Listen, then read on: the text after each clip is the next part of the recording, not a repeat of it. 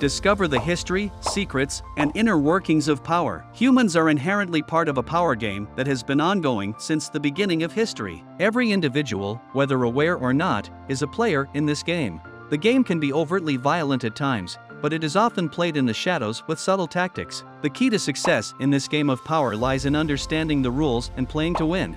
In this video, we will explore the insights provided in Robert Greene's book, The 48 Laws of Power. So grab your favorite beverage and join us on this journey. Welcome to the Rich Books channel. Here, I read books and share their benefits with you. If you're looking to gain knowledge and insights from books without necessarily reading them yourself, then feel free to subscribe to our channel. We hope to provide you with valuable content that will help you grow and learn. Some folks pretend that the power game doesn't exist and that we can avoid it. Others think it's a terrible game that belongs in the past. But these players get easily defeated by those who engage in the game of power.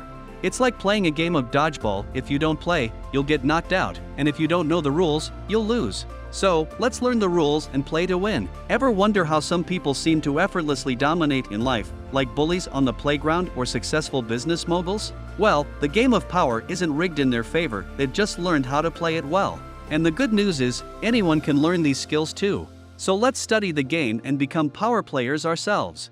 In the 48 Laws of Power, Robert Greene maps out the rules of the game, using historical examples from civilizations across the globe, drawing on 3,000 years of history. He draws lessons from professional manipulators who will teach you how to outsmart your opponents.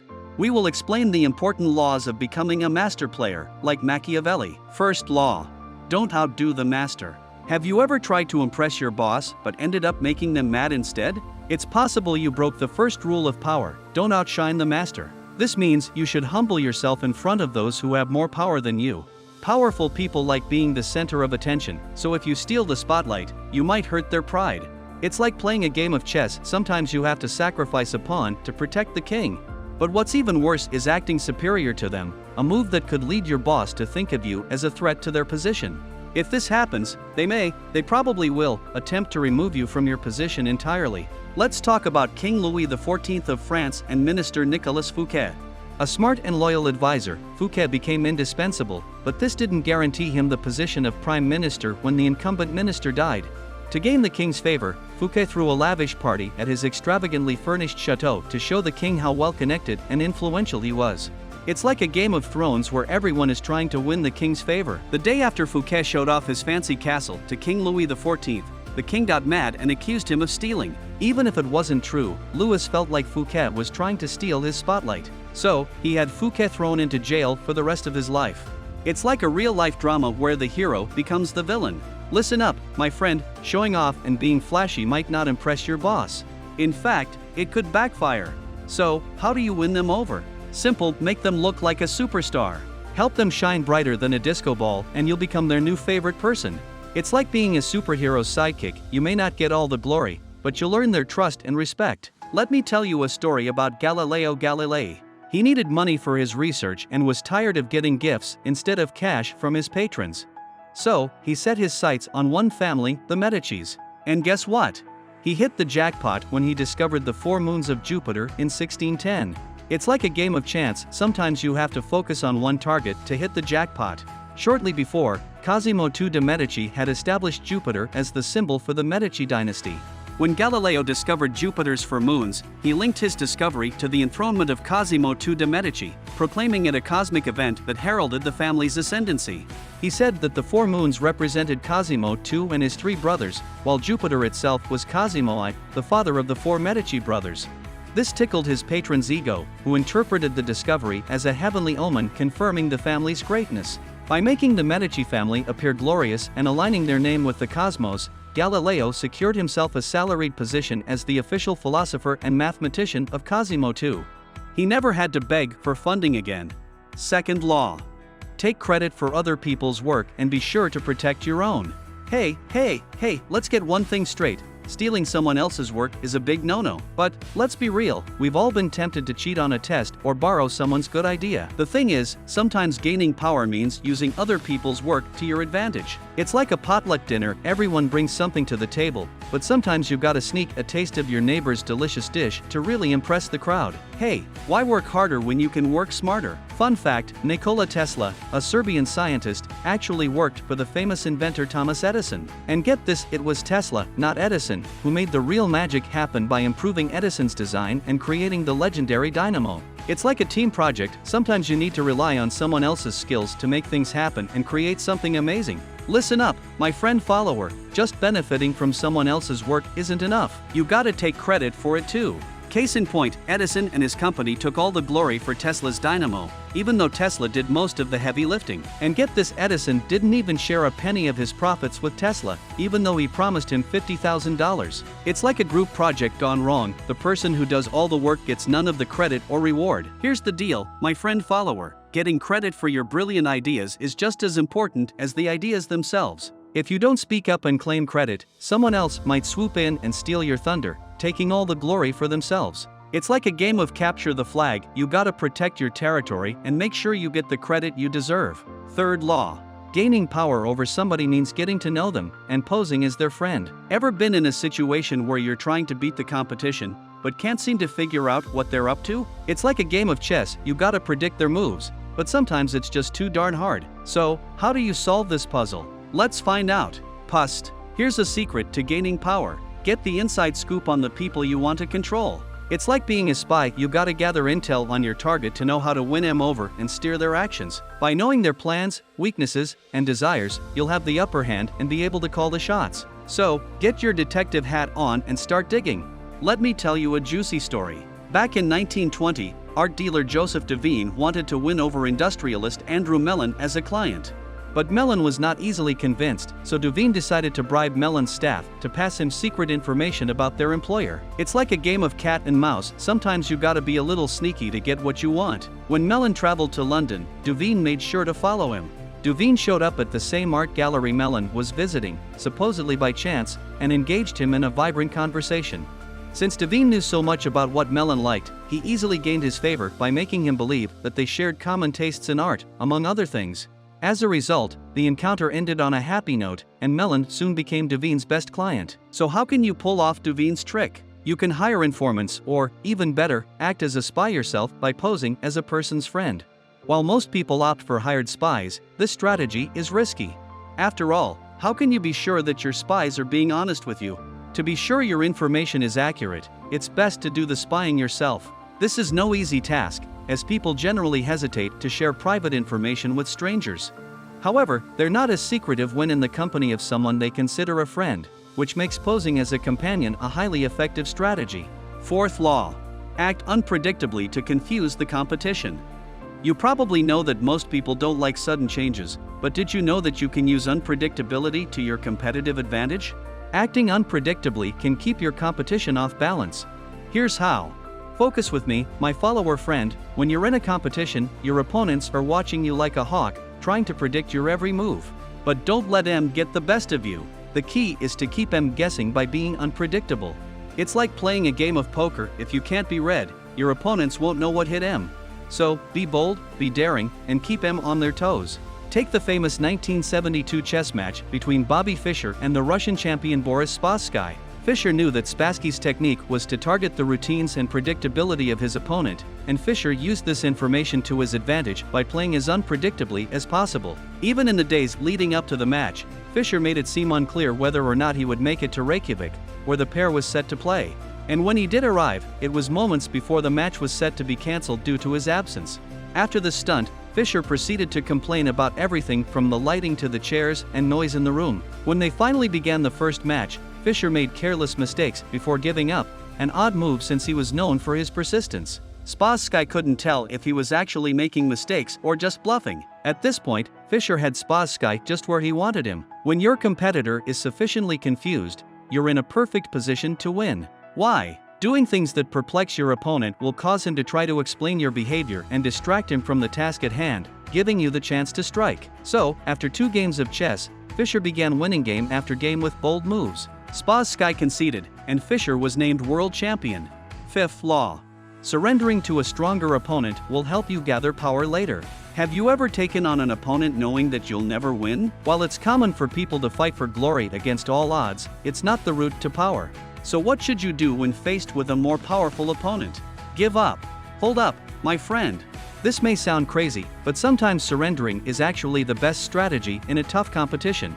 I know, our instincts tell us to fight tooth and nail to protect ourselves. But get this, if your opponent is being aggressive, they're probably expecting you to respond in the same way. So, surprise them by surrendering instead. Why? If you give up or at least convince your enemy that you've done so, you can ensure that he won't deliver substantial damage. Not only that, but your opponent, thinking he has one, will also let down his guard. When he does, you'll have a golden opportunity to regain your strength and plan your next move. Take the case of Bertolt Brecht, a writer of revolutionary communist ideas, who immigrated to the United States in 1941 to join other intellectuals exiled from Europe. After World War II, Brecht and his peers were summoned before the U.S. Congress, which was investigating a supposed communist infiltration of Hollywood. While his fellow radicals caused a commotion and challenged the authority of Congress by yelling and being uncooperative, Brecht was calm and politely answered the questions he was asked. Because of his good behavior, Brecht was released by the government, which even offered to help him with his immigration procedure. In the end, their offer was irrelevant because he left the country and continued writing about his firm communist beliefs. And his stubborn friends? They were blacklisted, unable to publish for years. So, do as Brecht did and make surrender a tool of self-empowerment. Build up long-term strength rather than making major sacrifices for a short-lived moment of glory. Sixth law. If you want to be treated like a superior, you've got to act like one. Are you higher up the ladder than someone else? If so, it's essential to act the part, unless, of course, you prefer to be seen as their equal. But a word of warning, acting as if you're equal to others while holding a superior position will only inspire contempt. Take Louis Philippe, King of France during the 1830s and 1840s. He despised royal ceremonies and all the symbols associated with the throne.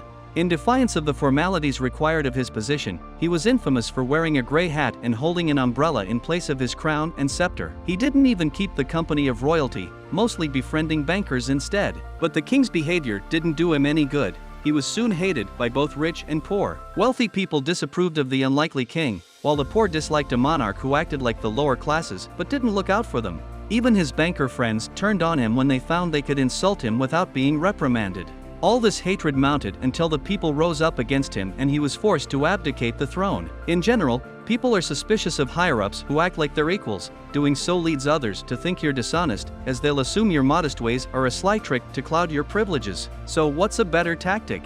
You should instead use the strategy of the crown to make people treat you like royalty. Simply put, if you believe you're above others and act accordingly, other people will begin to believe you're superior, too. They'll assume there is good reason for you to act in such a way. Christopher Columbus acted like a king, and everyone treated him like one. He was so good at hanging out with the Spanish royal family that they decided to give him a bunch of money to go sail across the ocean. It's like Columbus was playing a game of pretend you're a king, and he was so good at it that everyone believed him. Seventh law. Seduction works better than coercion to gain power over others. Picture yourself as Zhuge Liang, head strategist for the ancient Chinese state of Shu. War has just been declared on China from the south by King Menghua, and it's up to you to stop him and save the country. But before learning what you should do, my friend follower, it's essential to know what you shouldn't. First of all, using force and coercive tactics is never wise, even when they're the easiest choice. If you do exercise your strength, people will secretly resent you, because force breeds resistance. Liang knew this and didn't attack, even though he probably would have defeated the invading army. However, if he had, Menghua would have resented both China and Liang, and the country would have to continuously protect itself. This would have exhausted everyone involved and bred paranoia. Seduction is a better strategy. People tend to be controlled by their emotions, and by playing on their feelings, you can make them do what you want, of their own free will. You can do this by threatening your opponent so that they expect pain and then suddenly treating them kindly. When Menghua attacked China, Liang captured him and his entire army. Menghua was separated from his soldiers. He expected the worst. But to his great surprise, he was offered delicious food and wine instead. While Liang released his enemy's soldiers, he said he would only let Menghua go when the enemy king promised that if he was ever captured again, he would bow to the Chinese king. And while Liang captured Menghua several more times, he always let him go. Then, on the seventh capture, Menghua dropped to Liang's feet, surrendering himself and his kingdom. Even though Liang could have killed Menghua, a fact that his enemy knew well, he gave him plenty of chances and treated him handsomely each time. As a result, Menghua grew increasingly grateful and indebted to the Chinese king, until he finally surrendered of his own volition. Eighth law. In your quest for power, avoid your friends and collaborate with your enemies. When you find yourself in a tricky professional situation, it's only natural to want to recruit your friends. After all, who better to soften the pain of a business ordeal than a supportive friend? Well, actually, anybody. Counting on your friends is a major misstep. The reason is simple: your friends are most likely to compare themselves to you and therefore be envious of what you have. That's why the smartest move is to create distance between you and them. Chinese emperors were regularly assassinated by their closest friends, many of whom they had appointed as generals. Aware of this treacherous potential, Emperor Sun took a different tack. In 959, he cleverly invited his generals, all friends of his, to a banquet. Once there, he offered them estates and riches, leading all of them to retire to palaces. As a result, Sun reigned for another 16 years, a feat that was unheard of at the time. But if you push your friends away, with whom are you supposed to work? It may seem odd, but the best idea is to collaborate with your enemies, thereby broadening your influence. In 1807, the foreign minister of France, Talleyrand, realized that Napoleon was losing his influence over the empire. With this in mind, Talleyrand attempted to overthrow him. But to carry out such a dangerous plan, he needed a serious accomplice. In the end, he unexpectedly found the perfect person in the chief of the secret police, Joseph Fouché, who had long been Talleyrand's political adversary and the primary rival for Napoleon's favor. Nevertheless, the collaboration worked because both men believed that Napoleon was going down and that France needed a new leader. So, while Talleyrand undercut Napoleon's diplomatic work with Russia, Fouché worked with the English to further undermine the emperor's position. Eventually, Napoleon was overthrown, and while Fouché also lost influence, Talleyrand rose to be an important minister in the government that took power. Ninth law. Convince people through artful action rather than argumentation. Have you ever gotten into a heated debate that went late into the night, eventually resulting in the other person begrudgingly conceding? It's easy for the most stubborn among us to count such events as victories, but beware, the truth is quite different. In reality, working to convince others by debate is a total waste of time, and can even be dangerous, especially if they're powerful. In 131 BC, Roman consul Mucianus was on a campaign to conquer the Greek town of Pergamus. To break down the city walls, he needed a massive shipmast to be turned into a battering ram. However, the engineer who had been assigned the task knew that a smaller mast would work better. He argued his point to the soldiers, insisting that they bring the consul the smaller of the two. He was right, the smaller mast would have worked better, but that didn't matter. The engineer was disrobed and whipped to death for the trouble he had caused. In other words, it isn't enough to be right and tell people so. A better approach is to convince people through cunning action. Often, with a little bit of thought, you can come up with a way to ensure that your idea prevails, while making your opponent believe that you agree with them. Sir Christopher Wren, the famous 17th-century British architect, was once commissioned to design a town hall for Westminster. But he wasn't left to his own devices. The mayor of Westminster, fearing that the building might fall down and destroy his office on the first floor, demanded that 2 extra supporting columns be added. Wren knew that the mayor's fears were baseless, but instead of saying so, he simply built the 2 columns. Many years later, builders working on a high scaffold found that the columns ended just before meeting the ceiling. In reality, they were doing nothing at all to hold the building up. The rather cunning Wren had avoided a useless discussion while still making sure that his point was proved. The pillars were eventually removed. 10th law. When seeking another person's help, rely on their self-interest, not their goodwill. Assuming power is no easy task, and if you want to succeed, you'll need to ask others for help. But how you ask is important. After all, you could ask people to aid you simply out of the goodness of their hearts, but that would be a mistake. In the 1400s, there was an Italian prince in the town of Lucca. This prince was famous thanks to the support of a powerful family, the Poggios. However, after rising to power, he forgot all about the family, solely pursuing his own interests. Annoyed by this, the Poggios began conspiring with other families to overthrow the prince. But before they did, one member of the Poggio family, Stefano, argued that diplomatic methods should be used instead. Stefano went to the prince, describing the coming rebellion and asking him to consider what the Poggios had done for him. Upon hearing this, the prince invited the Poggios to his palace, where, rather than changing his ways and rewarding the family justly, he had them imprisoned and executed, including Stefano. Simply put, asking people to do the right thing often doesn't work out. appeal to their self-interest instead. But this can be tricky, for the simple reason that most people are incapable of seeing beyond their own self-interest in order to consider other people's self-interest. In the 16th century, Portuguese emissaries to Japan worked desperately to establish relationships with the Japanese and convert them to Christianity. The plan failed. Not because the Portuguese were unwilling to appeal to the self-interest of the Japanese, but because the Portuguese were too focused on their own religious agenda to identify the true interests of the Japanese. By contrast, when the Dutch arrived in Japan a century later, they were clever enough to recognize these interests. They found that the Japanese desired trade agreements that would grant them access to the European market, something the Dutch could deliver. As a result, the Japanese emperor, Tokugawa Ieyasu, ditched the Portuguese and developed relationships with the Dutch instead. 11th law. Being overly available will turn people off. Holding back is the key to desirability. Practically every person who has tried dating has been frustrated by human nature to one degree or another. After all, there's a basic formula when it comes to love. If your lover returns your calls, you immediately lose interest. If they ignore you, you go mad with desire. But this doesn't just apply to love. It's another basic law of power. My follower friend, it might sound simple, but the truth is that being too accessible will make people lose interest in you. In the 8th century BC, Media, a city in what is now Iran, was inhabited by people who were against monarchs and any individual who held too much power. However, without a ruler, chaos was almost inevitable. In this cacophony, a man named Dioses offered to mediate between rival parties and resolve their disputes. He was skilled at this, and his work gained him widespread admiration and love. However, after a while, as he continued to mediate and resolve, people began to take his work for granted. And since they were still opposed to the idea of a powerful ruler, they had no intention of giving him more power. Dioses was failing to instrumentalize a key law of power. Unavailability is essential to being desirable.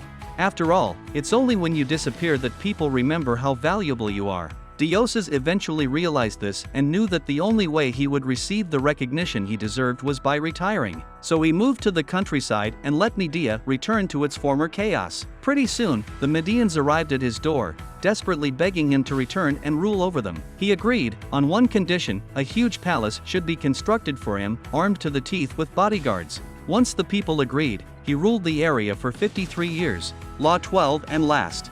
Instead of isolating yourself out of fear, surround yourself with those on whom you depend. When people find themselves surrounded by others, some of whom are obvious enemies, it's only natural to seek out protection. During times like these, building a fortress to hide in can feel like the perfect solution. But, actually, isolating yourself in this way is counterproductive because it also cuts you off from power and influence. You can't attain any significant power without a sense of what's happening around you. Just take an example from China in 220 BC. Shi Huangdi was not only emperor of China but also the most powerful person in the world. However, toward the end of his life, he became paranoid that people were out to harm him. So he retired to a lavish palace, protected by a maze of secret passageways that let him move from room to room without ever being seen. Anyone who so much as set eyes on the emperor would be executed immediately. As a final precaution, the emperor only traveled alone, elaborately disguising himself when he did to avoid recognition. It was on one such outing that he died, estranged from his family, isolated from his friends, and forgotten by his court. Isolation isn't the answer. Dear followers, instead, you've got to surround yourself with the people on whom your power depends. There's perhaps no starker contrast to Shi Huangdi than Louis XIV, who filled his Versailles palace with courtiers who were bound to attend daily social events in his room. The aristocracy had been rebelling against the growing power of the king since they had lost the right to govern and exploit large territories independently of the monarch. The aristocrats were naturally not pleased about these changes. By keeping the very same nobleman in his chambers under his watchful eye where he could use his powers of manipulation and careful endowment of privileges, Louis stopped the rebellion. In fact, his courtiers vied for his favor and attention. Dear followers, before I end this video, you should always play the power game and always have been. You can try to ignore the game, but you can't opt out. So your best bet is to learn the rules and play as best you can. Historically, the world has been ruled by power and conquest. Of course, much has changed in the modern era, but the importance of control and dominance has remained. By learning from the failures and victories of historical power struggles, you too can become a force with which to be reckoned, a strong contender in the game of power. Finally, if you like the video, you can share it with your family, friends, and everyone who can benefit from this video. Don't forget to smash that like button, it helps us create more awesome motivational videos for you. And remember, if you want to keep getting inspired, hit that subscribe button and join our channel. Share the video to help us reach more people. That's a wrap on today's dose of motivation, my friend. We'll be back next week with even more inspiration to keep you going strong. Thanks for tuning in and for sharing your time with us, you're awesome. Until next time, peace out and keep crushing those goals.